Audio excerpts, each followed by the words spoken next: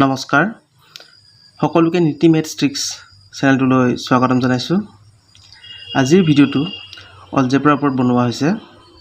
প্ৰথমতে basic method use কৰি প্ৰশ্নসমূহ solve কৰিম।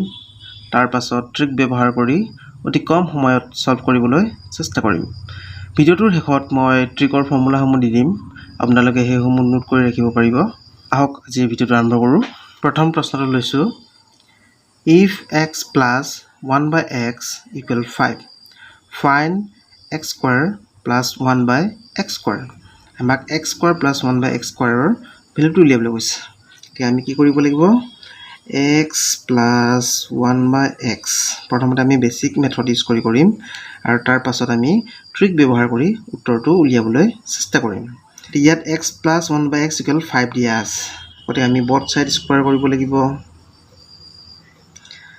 এতিয়া আমাৰ x plus 1 by x টো হৈছে a plus b whole square ফৰ্মুলাত আছে, গতিকে x টো a আৰু 1 by x হৈছে আমাৰ b। আমি a plus b whole square formula দিয়া ভাঙি দিম। এটা হ'ব x square plus 2 into x into 1 by x plus 1 by x square।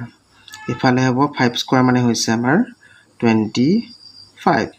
এটা আমাৰ এই x টো আৰু এই x টো আমি কাটি দিব পাৰো, তেলে আমাৰ কিমান থাকিব ইয়াত x square plus 2 plus 1 by x square আৰু ইফালে থাকিব আমাৰ 25।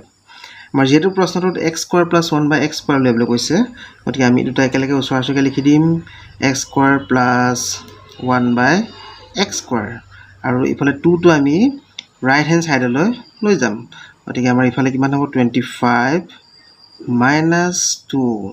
আমাৰ 2 টো যিহেতু লেফট হেণ্ড সাইডত প্লাস হৈ আছে, গতিকে ইয়াক আমি ৰাইট হেণ্ড সাইডলৈ গ'লে ই মাইনাস হৈ যাব, গতিকে 25 minus 2 কিমান হ'ব আমাৰ 23। আমাৰ এনসাৰটো হৈছে 23। এবাৰ আমি ইয়াক ট্ৰিক ব্যৱহাৰ কৰি সলভ কৰিম। এতিয়া আমাৰ ইয়াত ট্ৰিকটো হ'ব a square minus 2, এটো হৈছে আমাৰ ট্ৰিক।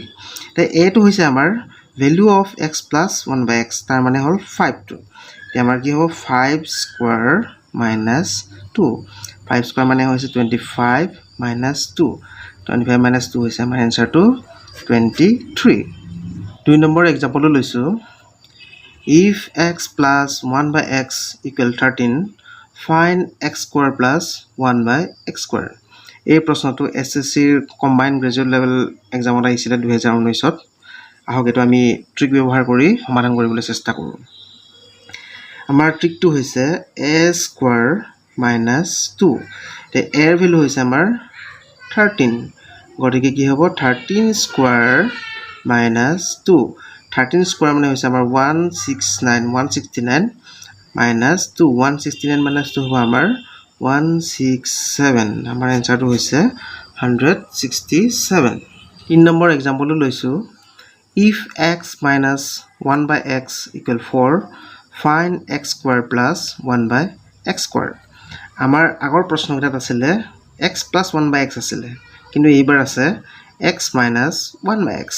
গতিকে আমাৰ এই ট্ৰিকটো ব্যৱহাৰ কৰাৰ আগতে দুটামান কথা আমি ভালদৰে মনত ৰাখি থব লাগিব। আমাৰ যেতিয়া ইয়াটো প্লাস দুটাতে যদি আমাৰ প্লাস থাকে, তেতিয়া আমি কি কৰিবলৈ চাব, প্লাস আৰু প্লাস, ইয়াটো প্লাস আৰু ইয়াটো প্লাস। আমাৰ আগৰ প্ৰথম প্ৰশ্ন দুটাতে প্লাস আছিল, গতিকে প্লাস আৰু প্লাস বথ থাকিলে মানে আমাৰ কি হ'ব, মাইনাস কৰিবলৈ ফৰ্মুলাটো মতে আমি মাইনাস কৰিবলৈ, আমি আগৰ ফৰ্মুলাটো মাইনাস কৰিছিলো। আমাৰ ফৰ্মুলাটো আছিলে a square minus 2, আমি ইয়াত 2 টো মাইনাস কৰিছিলো। তাৰ পাছত বথ যদি মাইনাস থাকে, ইয়াটো মাইনাস যদি থাকে, তেতিয়া হলে কিন্তু আমি প্লাস কৰিব লাগিব, 2 টো আমি প্লাস কৰিব লাগিব। ঠিক তেনেকৈ মাইনাস প্লাস, তেতিয়াও আমি প্লাস কৰিম, বা প্লাস মাইনাস তেতিয়াও আমি প্লাস কৰিম। এই তিনিটাৰ ক্ষেত্ৰত প্ৰত্যেকতে আমি প্লাস কৰিব লাগিব। মাইনাস হলেও প্লাস কৰিম, মাইনাস প্লাস হলেও প্লাস কৰিম, আৰু প্লাস মাইনাস হলেও প্লাস কৰিম। কিন্তু প্লাস আৰু প্লাস বথ যদি প্লাস আৰু প্লাস থাকে, তেতিয়া কিন্তু আমি 2 টো মাইনাস কৰিব লাগিব। এতিয়া আমাৰ যেহেতু ইয়াত মাইনাস আছে আৰু ইয়াত প্লাস আছে, গতিকে আমি 2 টো আমি প্লাস কৰিব লাগিব। আমাৰ ফৰ্মুলাটো তেতিয়া হলে হ'ব a square plus 2।